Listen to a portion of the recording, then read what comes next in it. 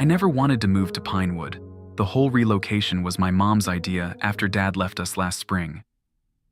She said we needed a fresh start, away from the memories and the pitying glances from neighbors who had watched our family fall apart. I was 16, halfway through high school, with friends I'd known since kindergarten. But none of that mattered to her. She found a job as a nurse at the small medical center in Pinewood, and just like that, we were packing our lives into cardboard boxes. Pinewood wasn't even a proper town, more like a collection of houses nestled against the edge of a vast forest that seemed to swallow everything around it. The trees were tall pines that blocked most of the sunlight, casting the entire area in a permanent twilight even during midday. Our new house sat at the very edge of town, the backyard ending where the forest began. "You'll grow to love it," Mom said when we arrived, her forced cheerfulness grating on my nerves. "The air is clean, it's quiet, and Dr. Patel at the medical center says the people here are great once you get to know them." I didn't bother responding. I was too busy noticing how everyone we passed on the way into town had stared at our car with blank faces. No friendly waves, no curious looks, just empty stares that followed us until we turned the corner. School was worse. Pinewood High had exactly 117 students, and I was student number 118. The building was old, with faded posters on the walls and lockers that looked like they hadn't been replaced since the 1970s. No one bullied me, which would have been better than what actually happened. They simply acted like I didn't exist.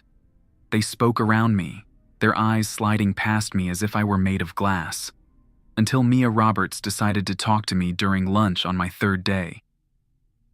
"You're living in the Franklin house," she said, sitting down across from me. Her hair was cut short, dyed a dark blue at the tips, and she wore a worn jean jacket covered in patches. "I guess," I replied. "I don't know who lived there before us." "The Franklins?" she said, as if that explained everything. "They left about 6 months ago. Nobody's wanted to live in that house since."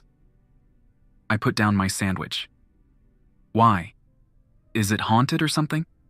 Mia laughed, but there was no humor in it. "No, not haunted. Just too close." "Too close to what?" She leaned forward, lowering her voice. "To the woods. To it." Before I could ask what it was, a tall boy appeared behind Mia, placing a hand on her shoulder. "New kids don't need to know, Mia," he said firmly. Mia shrugged. "Alex should know the rules. That house is right on the edge." The boy, I later learned his name was Noah, studied me for a moment. "Fine. My place after school. But if your mom asks, we were working on a history project." That's how I found myself sitting in Noah's basement that afternoon, surrounded by 5 other kids from school who had suddenly decided I existed.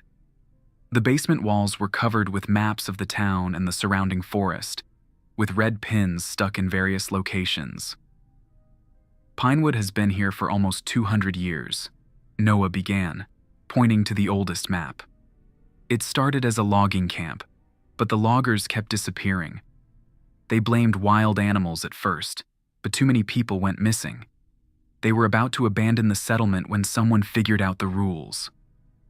"What rules?" I asked. "The rules that keep us safe from what lives in the forest," a girl named Lily said. She was small with thick glasses and spoke with absolute seriousness. "As long as we follow them, we can live here safely. Break them and, well, you don't break them." Noah pointed to one of the pins on a newer map. "The Franklin family's youngest son broke a rule last year. That's why they left." My throat felt dry.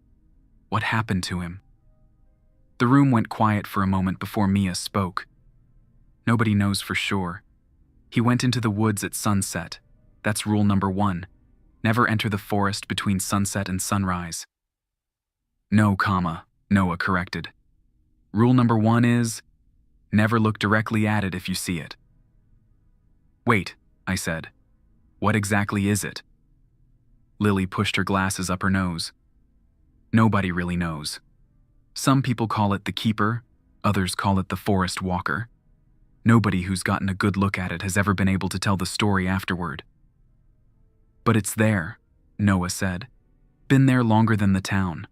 My grandfather saw it once when he was a kid. Said it moved through the trees like water through rocks. Mia handed me a small notebook. We wrote the rules down for you. Keep this with you all the time, especially since you live so close to the forest. I opened the notebook and read the list. 1. Never look directly at it if you see it. 2. Never enter the forest between sunset and sunrise. 3. If you hear your name called from the woods, do not answer. 4. If you find stacked stones anywhere, do not disturb them. 5. Never take anything from the forest back to your home. 6. If you see it, get indoors immediately and stay there until morning. This is a joke, right? I asked, looking up at their solemn faces.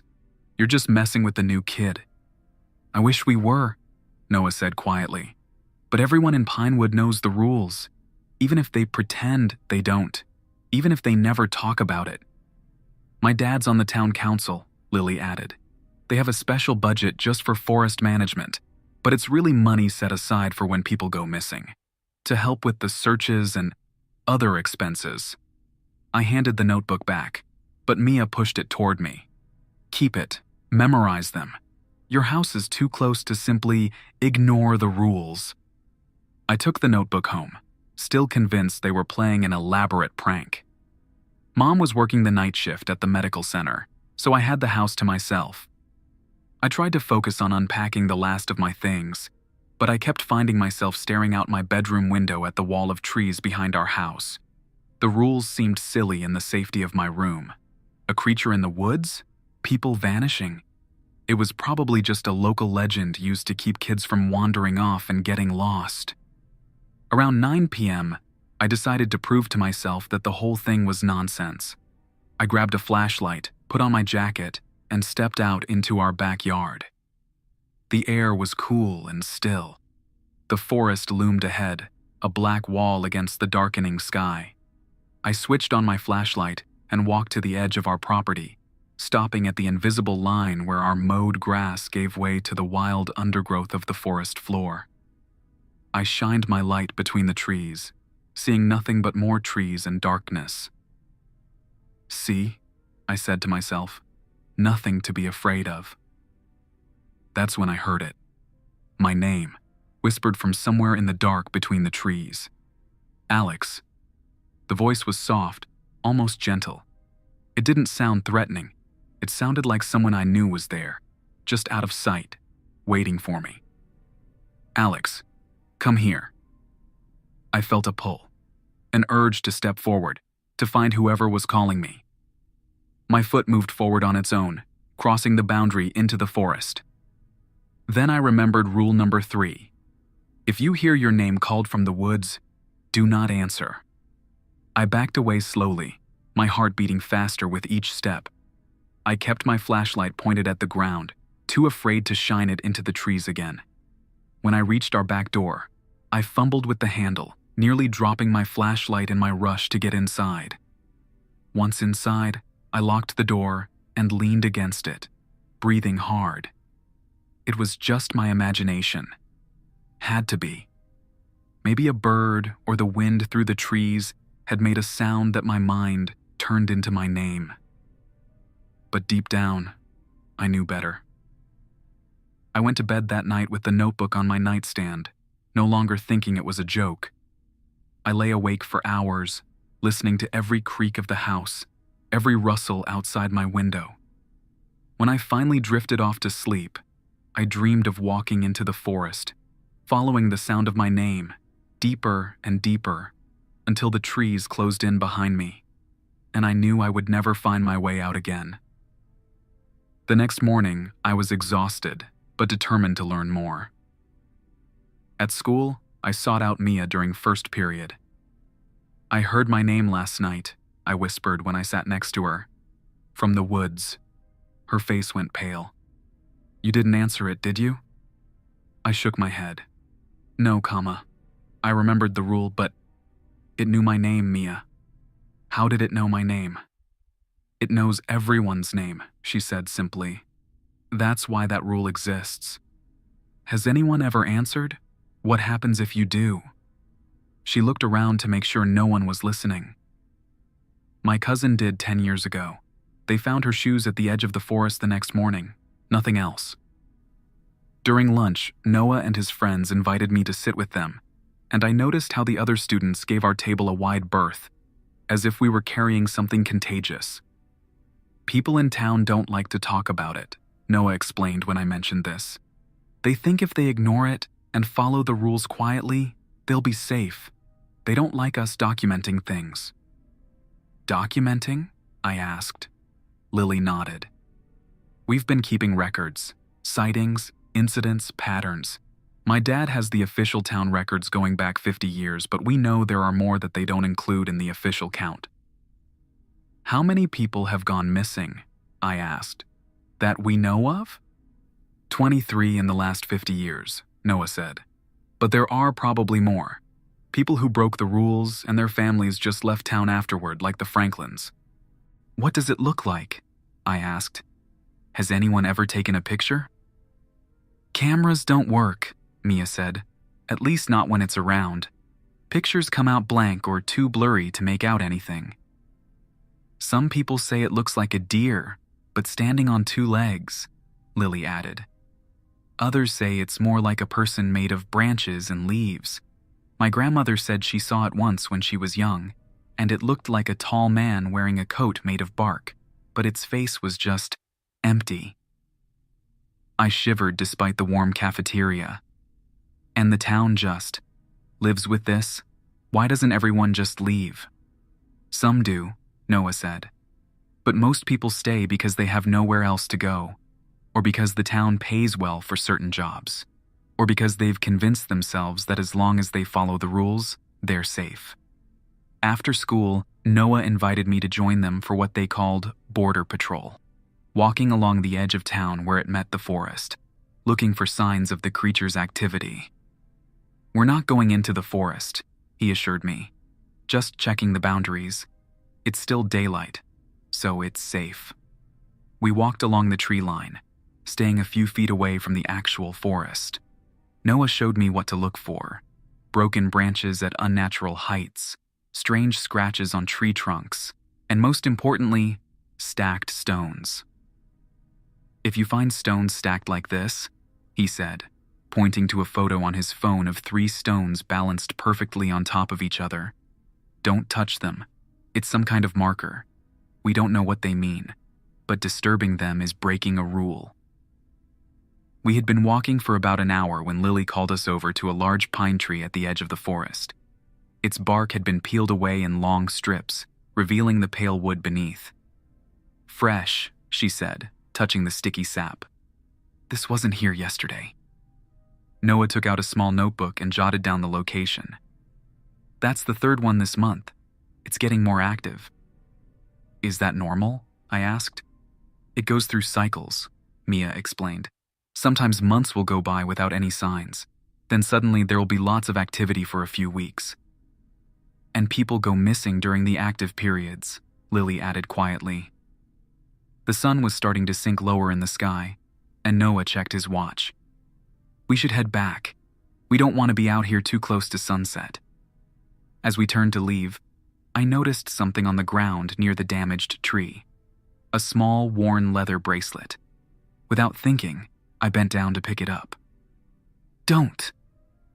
Noah's voice stopped me, my fingers just inches from the bracelet. Rule 5.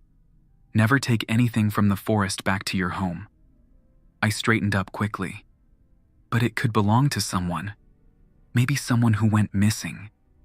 That's exactly why you don't touch it, Mia said firmly. It leaves things as bait sometimes. We hurried back toward town as the sky turned orange and pink. The others seemed to walk faster with each passing minute, their eyes repeatedly darting to the setting sun. When we reached my street, Noah put a hand on my shoulder. Remember, stay inside after dark. Keep your curtains closed. And whatever you do, don't look if you hear something outside your window. I nodded, suddenly not wanting to be alone in our house at the edge of the forest. My mom works nights. She won't be home until morning. The group exchanged glances. You can stay at my place, Mia offered. Tell your mom you're working on a school project. I gratefully accepted, sending my mom a quick text that I was staying at a friend's house. She responded almost immediately, clearly happy that I'd made friends so quickly. Mia's house was near the center of town, as far from the forest as you could get in Pinewood. Her parents were friendly, but asked no questions about how we knew each other or what we were working on. I wondered if they, like everyone else in town, preferred not to talk about certain things. That night, as Mia and I sat in her room, I finally asked the question that had been bothering me since I first heard about the creature. Why does it let people live here at all? If it's so powerful, why doesn't it just, I don't know, get rid of everyone? Mia was quiet for a long moment. Noah's grandfather had a theory. He thought it was like a farmer tending a crop. It lets the town exist because it needs us for something. For what? She looked at me, her eyes serious in the dim light of her bedroom. What do you think it takes when people disappear, Alex? It's not just taking them somewhere. Those people are never found. A chill ran down my spine as I understood what she was implying. But as long as we follow the rules, we're safe, she added quickly. The rules are a kind of agreement. As long as we respect them, it only takes those who break them. And everyone's okay with that? Just sacrificing whoever makes a mistake? No, of course not, she said sharply. Nobody wants anyone to get taken. That's why we're showing you the rules, why we patrol the boundaries. We're trying to keep people safe. I believed her, but I also couldn't shake the feeling that there was more to it than she was telling me. That night, I dreamed again of the forest. I was standing at the edge of our backyard, looking into the darkness between the trees. Something was there, watching me. I couldn't see it clearly. Its shape seemed to shift and change each time I tried to focus on it. But I knew it was there, waiting. In the dream, it stepped forward, just enough for the moonlight to catch it, and I began to see what it really looked like. I woke up with a gasp before I could see it clearly, my heart pounding in my chest. The next morning, Mia's mom drove us to school. As we passed my house, I noticed something strange. A small pile of stones stacked neatly on our front porch. "Stop the car," I said suddenly. Mia's mom pulled over, looking concerned. "What's wrong?" I pointed at the stacked stones. "Those weren't there yesterday." Mia's face went pale. She turned to her mother. "Mom, can you call Dr. Patel? Tell him to check on Nurse Taylor at the medical center." Her mother gave her a sharp look, then nodded, understanding immediately as she took out her phone. "What's going on?" I asked as we got out of the car. "The stones," Mia said quietly. "They're a warning, or a mark. Either way, it's not good that they're on your porch. But the rule says not to disturb stacked stones in the forest. These aren't in the forest. The rules apply to stones it stacks wherever they are," she said. "And it never comes this far into town unless..." "Unless what?" She bit her lip. "Unless it's marking someone." A cold feeling settled in my stomach. Marking who? Me? Before Mia could answer, her phone rang. She answered it, listened for a moment, then hung up, her face even paler than before. "Your mom didn't show up for her shift last night," she said. "Dr. Patel says she never arrived at the medical center." Everything moved in slow motion after that. Mia's mom called the police. Officers came to talk to me, asking when I'd last seen my mother, if she had mentioned going anywhere after work, if she had any friends or relatives nearby she might have visited. I answered mechanically, my mind still stuck on the pile of stones on our porch. After the police left, promising to look into it, Noah, Lily, and 3 other kids from school showed up at Mia's house. They gathered in her living room, speaking in low, urgent tones. "We need to tell him everything," Noah said. "Are you sure that's a good idea?" a boy named Daniel asked. He was tall and skinny with curly black hair. The more he knows, the more danger he's in. His mom is already missing, Lily pointed out. I don't think knowing more is going to make things worse at this point. Fine, Daniel conceded. But not here. We should go to the clubhouse. The clubhouse turned out to be an old storage shed behind Noah's house that they had converted into their meeting space. The inside walls were covered with maps, newspaper clippings, and handwritten notes. A large corkboard dominated one wall, with red string connecting various pins and photos in a complex web. Sit down, Alex, Noah said, gesturing to a folding chair in the center of the room.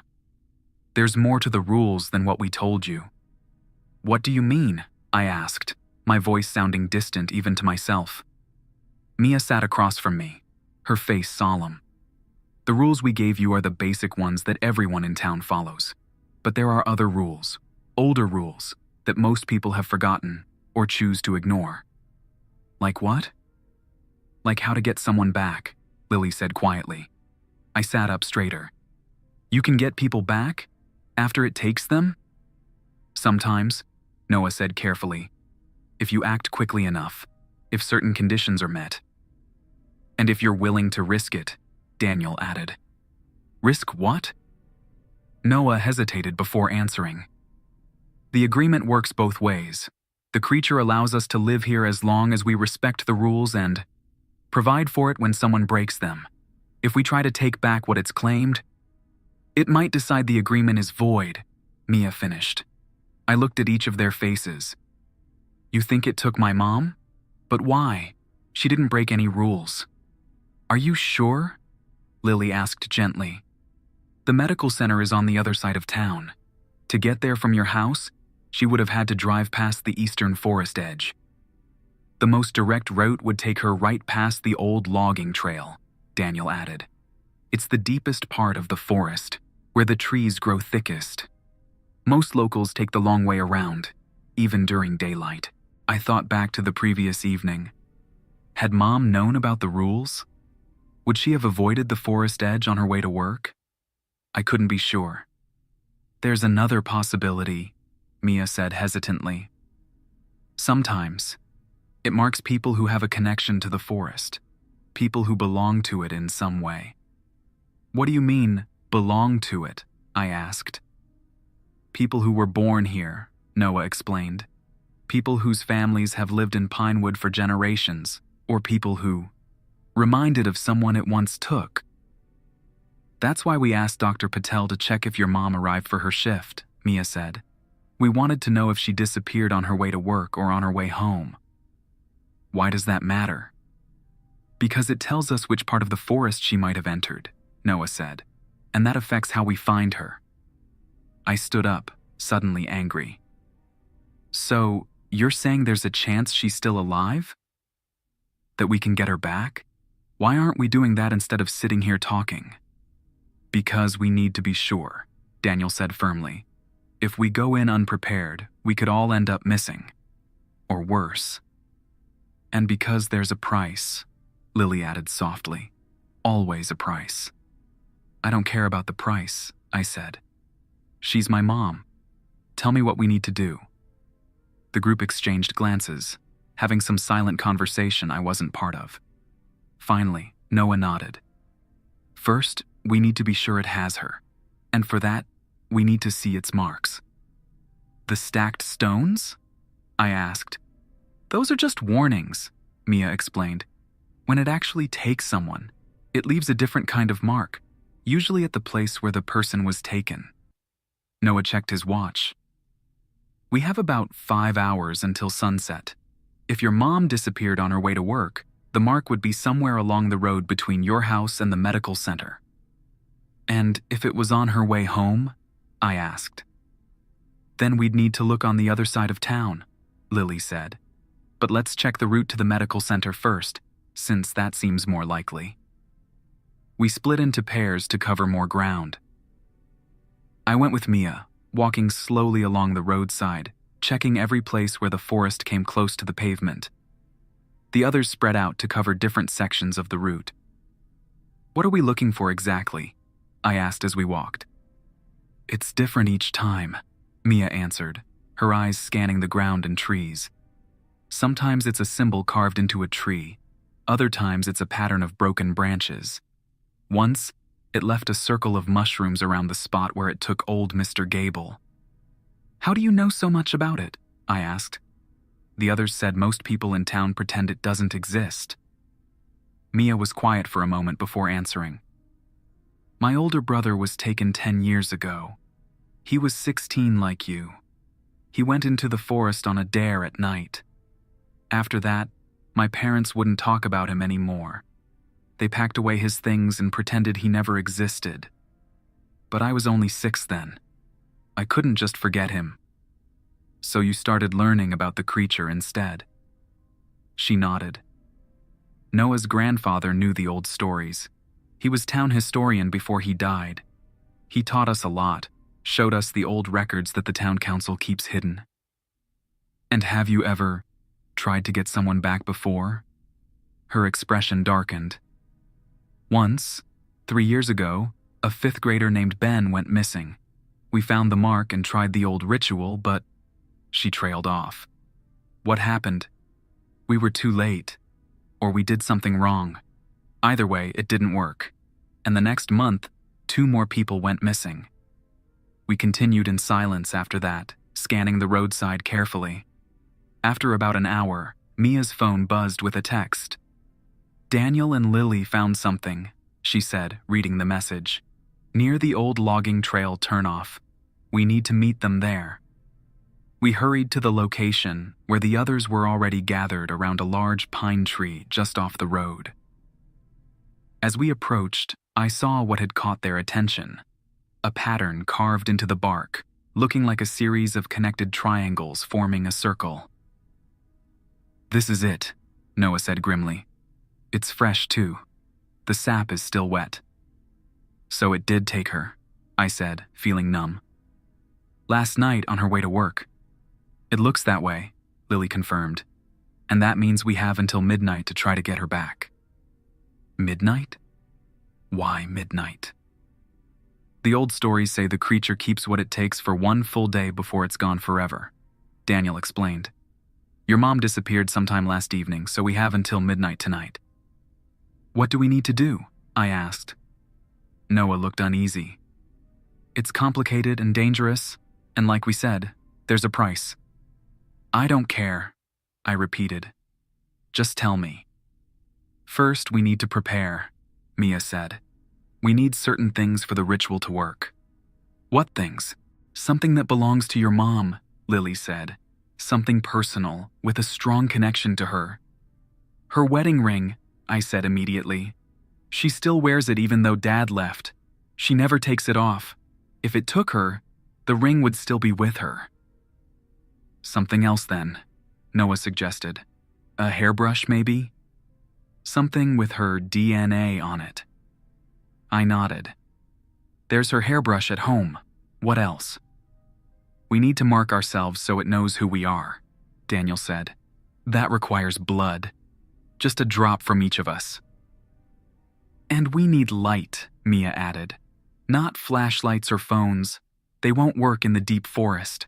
We need flames, lanterns, or torches. I have camping lanterns at my house, Noah offered. And finally we need a guide, Lily said, looking at me. Someone who has a connection to the person we're trying to find. That would be you, Alex. Fine, I said. Let's get everything and do this. There's one more thing you need to know, Mia said, her voice grave. The most important part of all this. What? When we find your mom, if we find her, she might not look the same, and she might not act the same. No matter what, you can't show fear or hesitation. If you do, we'll lose her forever. And possibly ourselves, Daniel muttered. I understand, I said, though I wasn't sure I really did. We split up to gather the necessary items, agreeing to meet at my house at sunset. As Mia and I walked back, I couldn't shake the feeling that the others weren't telling me everything. Is there something else? I asked her. Something you're not saying? She hesitated. The price I mentioned. It's not just risk, Alex. If we succeed, if we take back someone it's claimed, it will want something else in return. Something of equal value. Like what? We don't know exactly, but be prepared to give up something important. Maybe the most important thing you have. I thought about what that might be and came up blank. After my dad left, taking most of our money and all of his affection with him, the only important thing I had left was my mom, and she was what I was trying to save. At my house, I quickly found my mom's hairbrush, still with strands of her chestnut-colored hair caught in the bristles. I also grabbed a photo of us together from the previous Christmas, our last holiday as a complete family before Dad left. I wasn't sure if we'd need it, but it felt right to bring it. As I was about to leave my room, I noticed the notebook of rules on my nightstand. I picked it up, flipping through the pages until I got to the end. There, in small, neat handwriting that I hadn't noticed before, was an additional rule. 7. If you must enter the forest at night, bring fire and never go alone.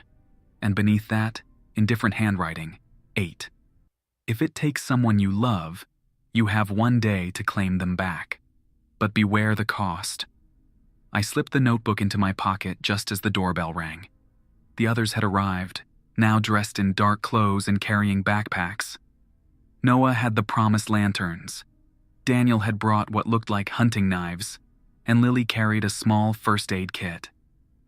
"Are you sure you want to do this?" Mia asked me one last time. "Once we go in, there's no turning back." I nodded, clutching my mom's hairbrush. "I'm sure." We waited for the sun to set completely before making our way to the edge of the forest near the logging trail. As darkness fell, the trees seemed to press closer together, creating a solid wall of blackness. Noah lit the lanterns, the warm glow creating a small circle of light around us that somehow made the surrounding darkness seem even deeper.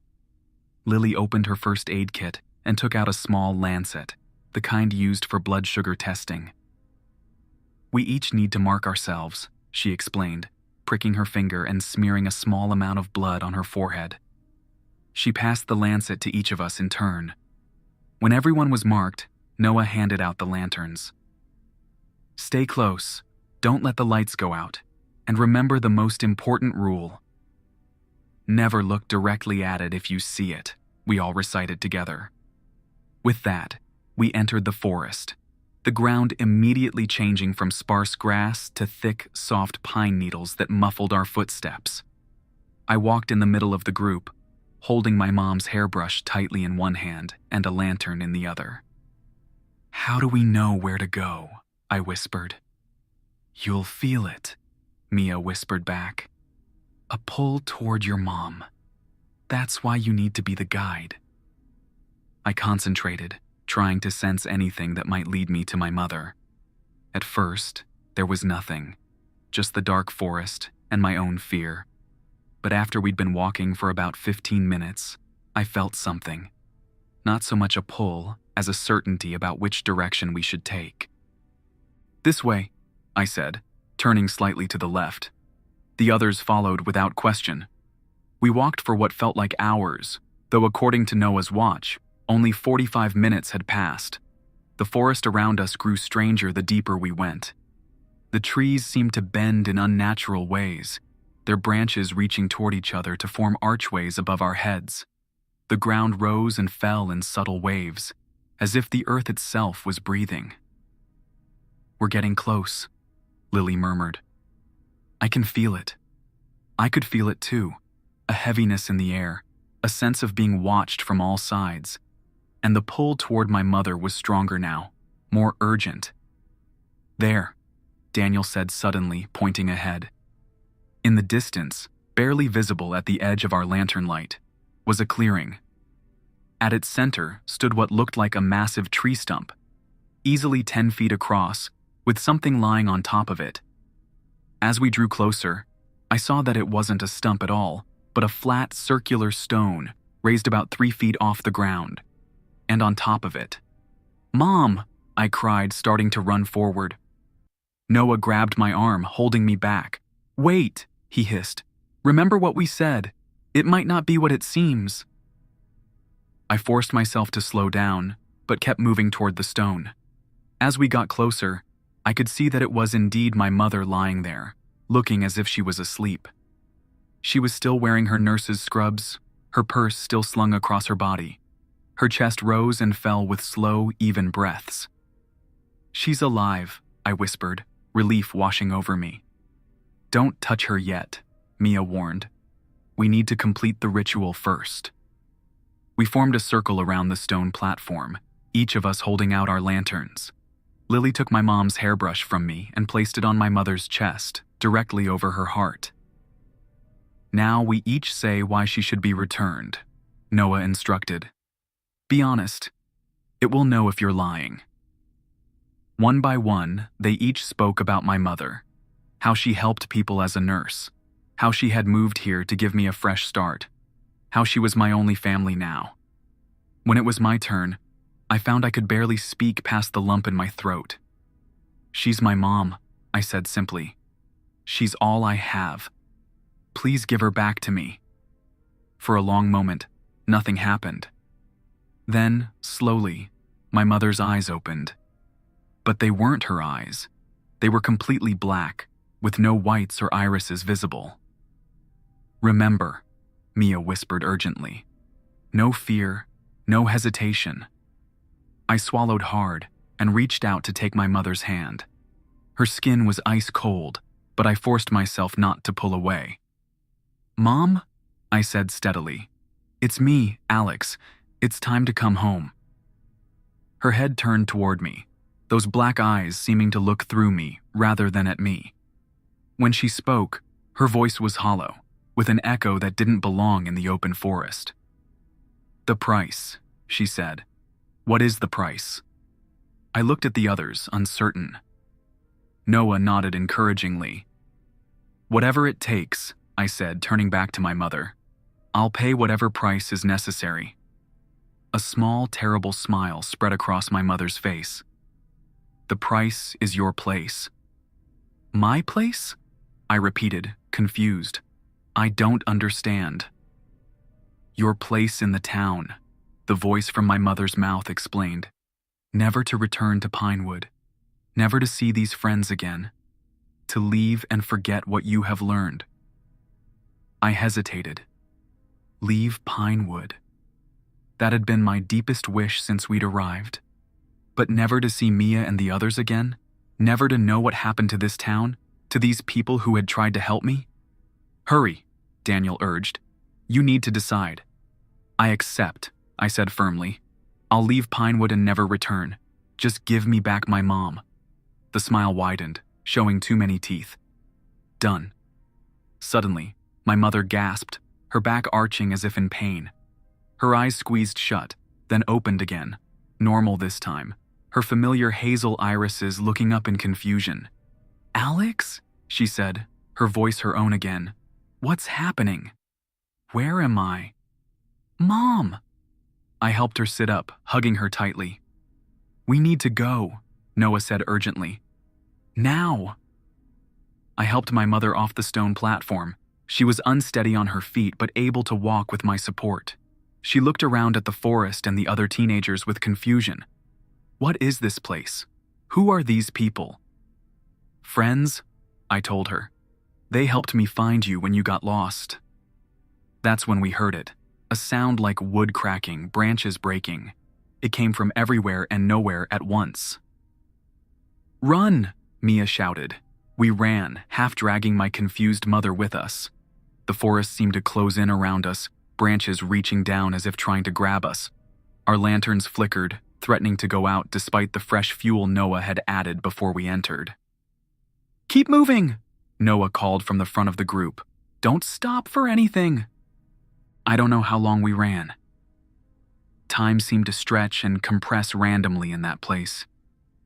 But eventually, the trees began to thin, and I could see starlight through the canopy above. Finally, we burst out of the tree line, all of us panting and sweaty. We were on the edge of town, though not at the same place we had entered. My mother slumped to the ground, exhausted and still confused. "Are we safe?" I asked, looking back at the dark wall of trees. "For now," Lily said. "But you made a promise, Alex. You have to keep it." "I know," I said. "We'll leave as soon as we can." "Tonight," Daniel insisted. "You need to be gone by sunrise."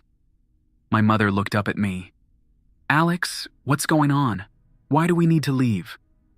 "I'll explain everything on the way," I told her. "But Daniel's right. We need to go now." With help from the others, we managed to get my mother back to our house. While she showered and changed, I quickly packed what little we'd unpacked since moving in. Mia helped, working silently beside me, neither of us looking at each other. When we were finished, and my mother was resting on the couch, I finally turned to Mia. "I'm sorry I dragged you all into this." She shook her head. "You didn't. We chose to help. And we'd do it again. Will you be safe after what we did tonight?" "As long as the price is paid, the agreement holds," she said. "Once you're gone, things will go back to normal for Pinewood." "Normal," I repeated. "People occasionally disappearing, everyone pretending not to notice." "It's not perfect," she admitted, "but it's our home. We're trying to make it better, trying to understand the rules better, so fewer people get taken." I wanted to hug her, but something held me back. Perhaps the beginning of the price I'd promised to pay, the separation that had to start now. "Take care of each other," I said instead. She nodded, tears in her eyes. "You too." By 2 a.m., our car was packed and my mother was alert enough to drive, though still confused about what had happened. As far as she knew, she'd gotten lost on her way to work and been found by me and my friends. I didn't correct her. Some things were better left unexplained. As we drove away from Pinewood, I looked back one last time at the town and the dark forest that surrounded it. In the distance, I thought I saw 5 figures standing at the edge of the trees, holding lights. But when I blinked, they were gone. My mother reached over and squeezed my hand. "Where should we go, Alex?" "Anywhere," I said, "as long as it's far from here." "And does this have anything to do with those weird stones someone stacked on our porch? I meant to ask you about those." I felt a chill at the mention of the stones, but pushed it away. "Just a dumb prank," I lied. "Nothing to worry about now." We drove through the night, putting miles between us and Pinewood. My mother still had questions, I knew, and eventually I would have to come up with better answers for her. But for now, it was enough that she was alive, that we were together, and that we were leaving that place behind. As the sun began to rise, painting the sky with streaks of pink and gold, I felt something leave me, a weight I hadn't known I was carrying. The price had been paid. My place in Pinewood was gone. And with it, I hoped, any claim that forest creature might have had on me or my family. But sometimes, late at night, I still hear my name being called. And I still remember the rules. Especially rule number 3. If you hear your name called from the woods, do not answer. No matter how far we go, I don't think I'll ever forget that rule.